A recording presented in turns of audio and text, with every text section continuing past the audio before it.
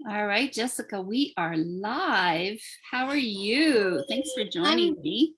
yeah, I'm great. Thank you for having me. I'm super excited. I'm having like technical issues. My lights are doing funny things. I have technical issues every day, every Yes. day. Yes. I think it's the bane of my existence. So introduce yourself. Tell us who you are and what you do. Yeah, awesome. Of course. My name is Jessica Zuik. I am a nurse, an energy healer, and a woman in perpetual motion who is always searching for stillness. And in this world, like the work that I do is that I help women physically get in their bodies and understand what it is to feel freaking fantastic, whatever that is for you. So what does it mean to be in your body? Am I not in my body already? So we are all physically in our body, but I don't think a lot of people, at least a lot of the people I know, don't take advantage of like the full power that your physical body has in helping you heal, in helping direct you through your life. I think that a lot of people live kind of out here, they live in the future or they live in the past, or they're living off of their to-do list rather than in their body. So I think that most of us, yes, we physically move around in our body, but I think we kind of take it for granted. We don't like sit and be like, okay, my body needs this, or my body's telling me this. Like we don't really clue in to listen. And in fact, if we did, it could really help alleviate a lot of physical symptoms, like a lot of illnesses and autoimmune disorders. It could also help eliminate anxieties, depressions, all kinds of things. In what way? I'm curious.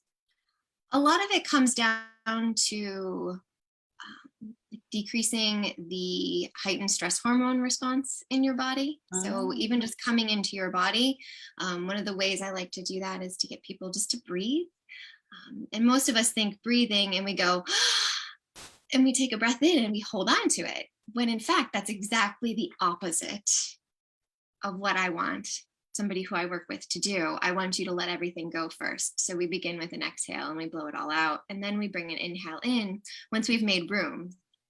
Because even your breath helps to shift how your hormones are interacting in your body and which hormones are firing and which hormones are taking a back seat. If you think about the fight or flight response, right? That's a nervous system response. It's dictated by chemical hormones in your body, and it can be controlled or triggered by your breath. So physically coming into our body impacts our stress hormones, which impacts how all of the other hormones cascade throughout our body and how our systems operate. Wow. Yeah. So is this like meditation? Yes. Yes, it is like meditation. I try not to use the word meditation because I feel like I lose people when I use the word meditation, because they're like, well, I can't sit there like this and meditate like a Buddha. And I feel like I can't either. I physically can't do it. That's just not how my brain works. I have a little too much ADD to do that. So I get into my body and I listen to what my body needs, and I do it differently. I do it where I focus on my meditation is an embodiment practice where it incorporates movement, it incorporates visioning, it incorporates like activity that creates the stillness of the chatter in my mind, which gets me to the exact same result as the Zen Buddha tries to get you to, sitting nice and calm and still and quieting your mind. So it's like meditation in that it has the same effect. I just choose not to call it that. I love that. Yeah. So you're going to be joining us on Saturday at the Awakened Woman event in, I'm so excited for you to share your workshop. Oh my gosh, when you told me, I was like tingles. It was funny when I told you, you like lit up and you're like, that one. That one. Because I had two or three ideas in mind, but that was it. I knew it the moment I didn't even it. hear the other two. I don't So we'll have to do those next time. Yes, I don't even think I even got there. Because I just knew that this one was right. So I'm super excited about it. Do you want me to talk about it? Yes, please. Awesome. Okay. So it's called Yours, Mine, and Theirs. And it's understanding where your energy starts and mine stops.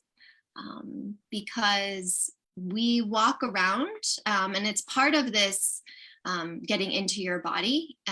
This embodiment practice is like physically understanding where my energetic boundaries are.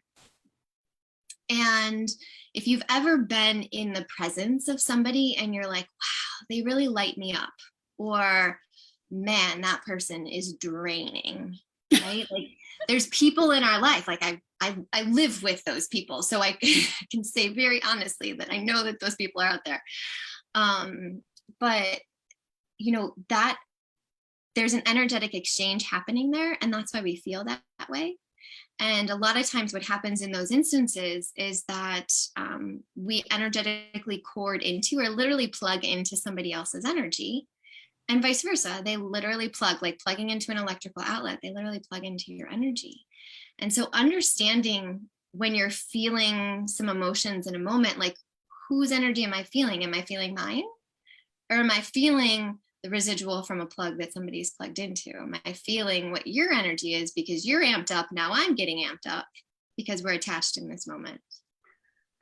And so understanding where my energy starts and stops and yours starts and stops is like the number one step to understanding how to manage and really own your own energy, which in my eyes is the first step towards true healing, because it's full embodiment and it's using your energy to help heal everything, your emotions, your physical body, your energetic body, all of it. Wow. Yeah, so we're gonna do a little talk about some energy, and then we're gonna actually do through some meditation. I call it visualization, but through some visualization and some energy work, we're gonna actually go in and we're gonna sever all of those cords, and we're going to heal the wounds that are created from severing them and removing them. And we're going to send, we're going to heal the people that have corded into us energetically, and we're going to feel like new women as a result. That is, I'm like so excited. But before you tell us more, I just want to say, if you're watching the live, drop a comment or two, drop some hearts or some love so we know you're there. If you have some questions for Jessica, let us know. If you're watching the replay, let us know. And if you have questions, even in the replay, drop them in the comments, and Jessica and or I will go in and respond to those questions. And just thank you, everybody, for watching and being with us. And, Jessica, I loved what you said about understanding where our energy lives. I've heard some people tell me that our energy aura or our energy field extends beyond our body. Is that true? Yep. Like if you think like 3 feet in any direction, we've got like this electromagnetic field, basically energetic field around us. And that's why you can walk into a room and you can be, like that saying, like you could cut to the tension with a knife, right? Or you walk into a room and you're like, ooh, I don't feel comfortable here. I'm not wanted here. Or you walk into a room and you feel really welcomed. A lot of it has to do with that energy that's in that field around you. What you're attracting, what the other person's attracting, and repelling at the same time. So yeah, we've got this energetic field that moves all around us. And so can I still get corded by someone or to someone, even if I'm not inside that 3 foot? Okay. So talk to me about that. How does that work? It's energy, so it transcends space, it can transcend time even. And so all it takes sometimes is, even like if you think back to, if you've ever held a grudge, like that high school mean girl who was just mean, right? And you like kind of got this chip on your shoulder, and anytime you see her on Facebook, you're like, oh, right? That person, you are still corded, like you're probably still corded to them. because you get that energetic charge off of seeing them, not even interacting with them, but like even just the thought of them popping into your brain sends an energetic charge to you, for good or for bad. And so cording goes in and it can remove all of those. And sometimes, especially if you haven't ever done it before, sometimes it takes a little while and there's a lot to go in and remove. Sometimes it's not, sometimes it doesn't. If it's a practice that you have regularly, it might be really quick and you only feel like you've got one or two. But most of us have quite a few, and it's usually a little bit of a process to go through and really take care of all of them. Totally doable though. It's like cleaning out cobwebs. That's how I think of it, right? Like if you haven't cleaned your basement cobwebs in a while, you're gonna have a lot of cobwebs. Yes. So That's just pretty getting cool. in there and yeah. So we talk in my Me, Her, Us group, we talk often about energy and how you're vibrating, and that your vibration attracts things to you, or vice versa, attracts things you don't want towards you. Can you talk about that a little bit? Yeah, absolutely. And a lot of that has to do with your energetic field that's around you. When I talk about this a lot when I work with mothers, for instance, because there's this concept of like masculine and feminine energy, and it has absolutely nothing to do with gender and everything to do with masculine energy is your doing energy and feminine energy is your being energy.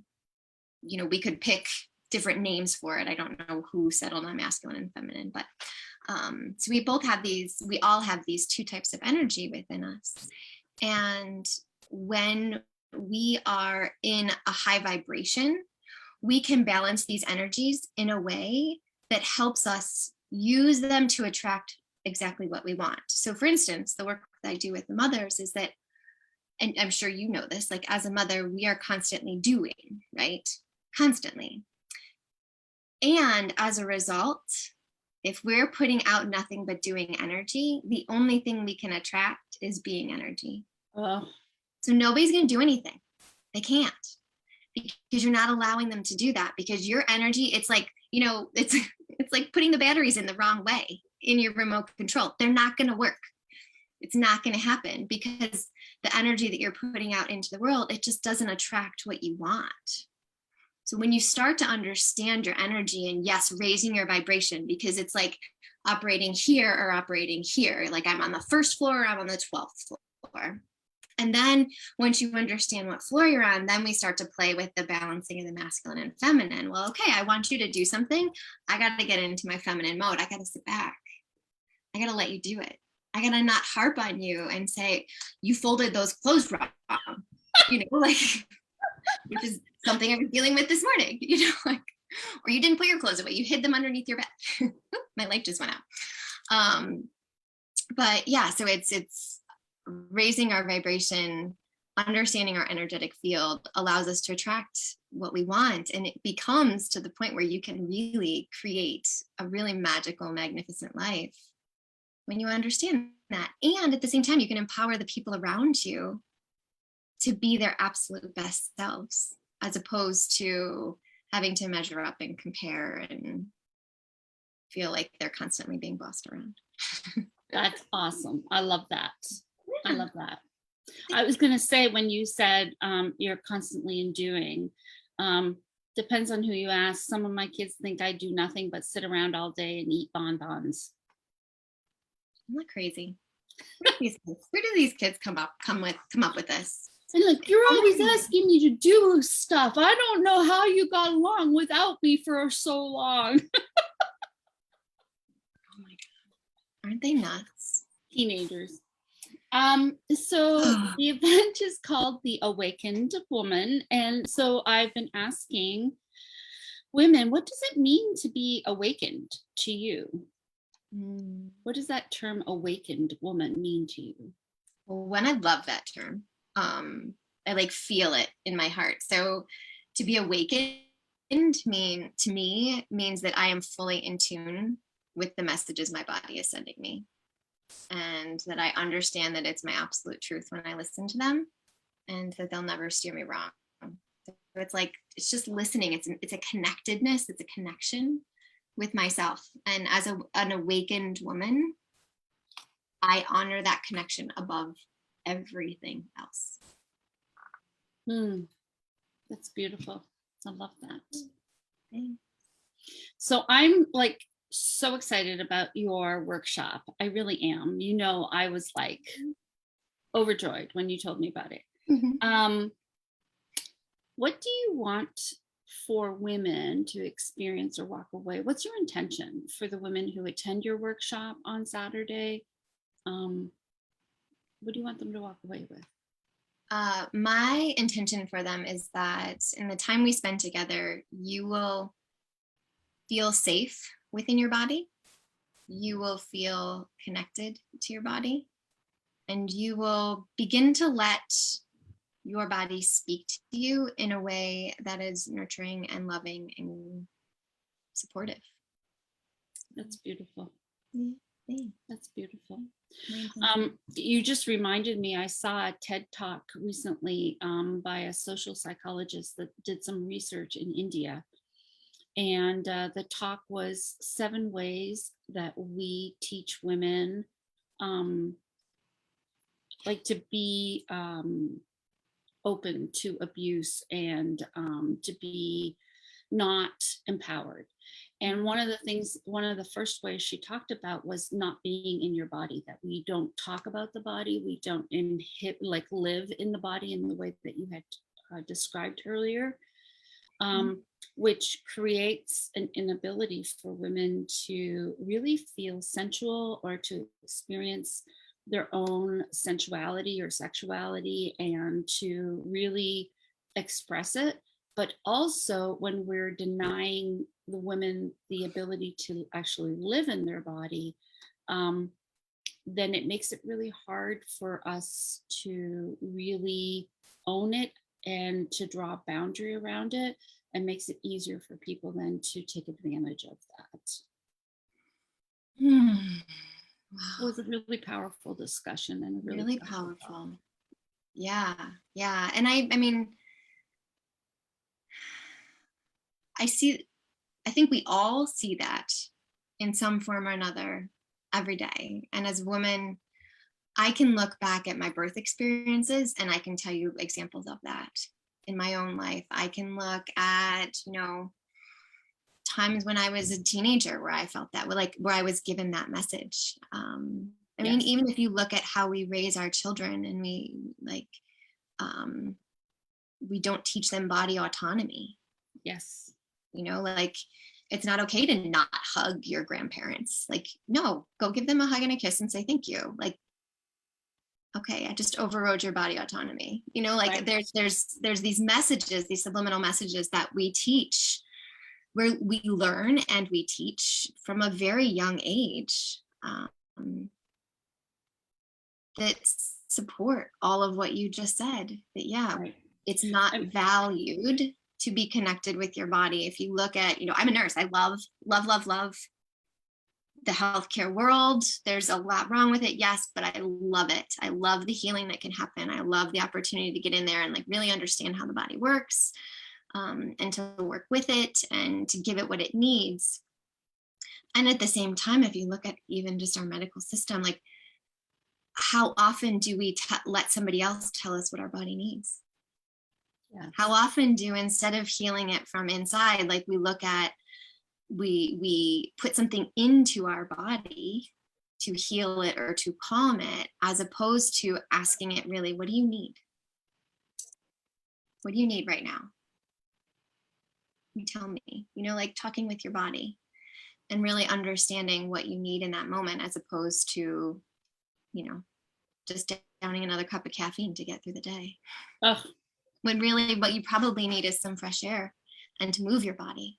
Or water. Instead you're put something else in, right? Yeah. So we can look at that from so many different ways. And that's that point of connection that I was speaking about. And that's why that's my intention for everybody, is because I know how empowered and how fantastic it feels to live in my body, and to know that I can impact my own healing, and to know that I can listen to her and trust her and give her what she needs without question. And I want other people to feel that, because it's pretty remarkable.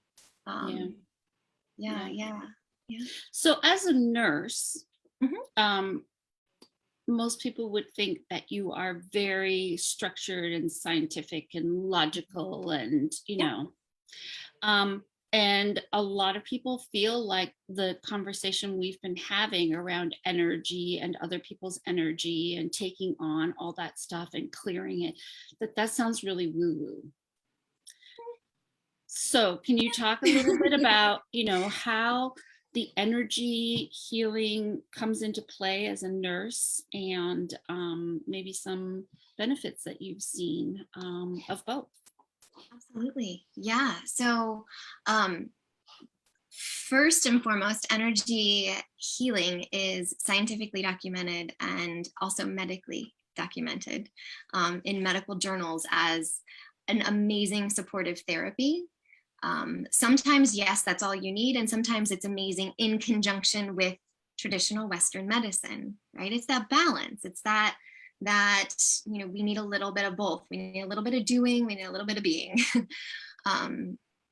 But it can work unbelievably well in helping people listen to their body, in helping decrease that stress hormone response and bring us out of that constant fight or flight. It's very, very well documented that living in a state of high stress, high cortisol levels, it impacts how the different organs in your body function. And when we are, particularly your organs that help you filter out toxins. Mm-hmm. So when we get in there and we do energy work and we start to calm the mind and we start to create safety within your body and understand what like a neutral environment feels like, it allows you to then work through emotional issues that you have. It allows you to listen to physical symptoms that you have and understand the difference, because oftentimes our physical symptoms are the result of an energetic or emotional issue.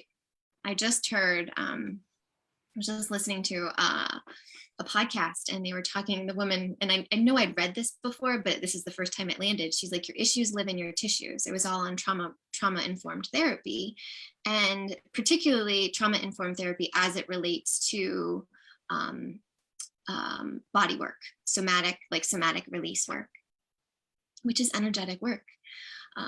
But it's releasing the trauma that physically lives in your cells. And when we do that, your cells function better.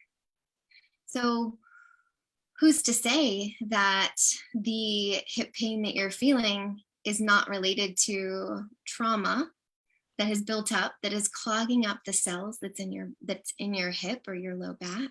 And that by doing a little bit of energy work, a little bit of embodiment work, as well as emotional work, as well as physical work, like we do this all together, and we can really create lasting healing. Like I think in my brain, I always call it like deep cellular healing. That's what I'm after, is deep cellular healing. And I think that it comes from many different areas. And sometimes it's a beautiful mix of Eastern and Western medicine. And as a nurse, I think that I know that I have the physical understanding of your body and how it works. So when I get in with a patient or a client, regardless of which setting I'm in, whether I'm, in a healthcare setting or whether I'm in an energy working session, I can get in with there and we can talk about all of this, and we can actually use both methods, the traditional medicine and the complementary medicine. We can use them together and kind of weave a really beautiful plan for healing. I could talk to you for hours. I could because what you just described is, I think, one of the significant issues with just traditional talk therapy and not doing any body or energy work, which is why modalities like EMDR and other things like somatic healing are so important for people who are dealing with post-traumatic stress symptoms. And some of the research that's gone on where your tissues do actually store all of that. And I think Dr. Peter Levine was one of the people who spoke about, what happens in your body when you stop the natural processing of a trauma response, right? Like we tell our kids, don't cry or stop crying, but they need the crying. And if they let the crying and let that all flow, then there isn't any of that residual energy that's blocked. But when we stop it, well meaning and intentionally stop it, right, that we actually encode some of that in their body, and then that's pain that they experience later that they can't understand because it happened so long ago. Right. I read the book Burnout, and they talk about how emotions, you have to, it's a definite read, but it wasn't so much about energetic healing, it was about emotional healing. And they relate a lot of what you're saying, like those traumatic responses that we have. And I just love this analogy. They're like, if you don't go physically all the way through them, it's like stopping in the middle of a tunnel. Like, okay, so I just stopped this emotion or this traumatic response that my body's having, a response to a trauma situation my body's having. I can stop physically and come back to it. But if I don't ever come back to it, I'm still in the middle of that trauma response, because it's like you're stuck in this tunnel. Like you got to physically get through it. You have to ride that wave. It's like when you take care of a tantruming toddler, right? Like you can't intervene on that tantrum. Like you can, and you're just going to make it worse. It's like adding fuel to the fire. But if you just ride it out, let them have their tantrum, it's over and done with, and you can deal with it. It's the same thing with all these trauma responses and the energetic healing and emotional healing that we can experience. We have to go through all of those experiences. And so what I often hear from people is that I don't want to go and relive all that stuff all over again. Yeah. And I don't blame them. And that's the nice thing about doing energetic healing or emotional healing. Even like something like hypnotherapy, you can get into it and you take the charge out of it, and you can heal those parts of your body without having to relive it. That's beautiful. Yeah. Sometimes you do have to go back and you have to sit with it, but that's where the process of like embodiment comes into, where you just physically get safe and you're like, okay, this is my body, this is where my energy is, I know I'm safe, I'm going to create safety, I'm going to surround myself with safe people so that I can have whatever response to this experience I'm going to have. And I can do so in a way that's nurturing and supportive of me so that I can create the healing. And that's why doing work like you do so often with this whole idea of the awakened woman, in my eyes, it really comes down to just, we create safety. Like we're creating safety to physically get into our body, to listen to it. Because exactly like you said before, like we've been taught that you can't do that. We've been disempowered by being disconnected from our body. And that comes with a lack of safety. So once we get in our body, we can understand what safety feels like and really create it for ourselves to do some of that really big healing. That's beautiful. Jessica, thank you so much. I'm so excited to be with you on Saturday and all the other great women that are going to be there with us. It's going to be an incredible experience,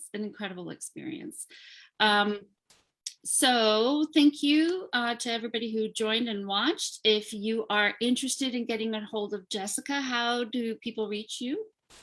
Yeah, so you can find me at, I do most of my work on Instagram.